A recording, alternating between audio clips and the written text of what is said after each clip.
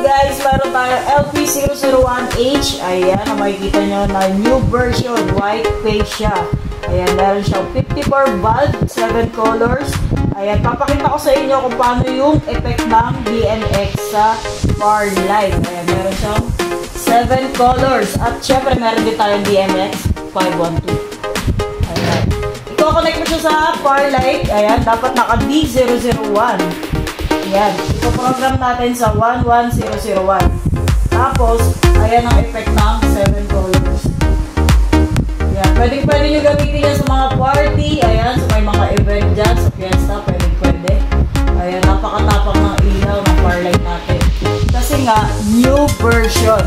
Pag sinabing new version, white face siya.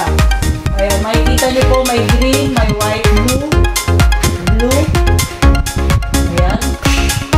At syempre, meron din siyang amber na kasama. Ayan. Kayo na lang po mamimili dyan kung anong effect ng ilaw nyo. Ayan, mga bossing. Ayan, meron kasamang amber white yan. Makikita nyo po yung tapang ng ilaw ng far light natin. 54 bulb ang LP001H natin, mga bossing.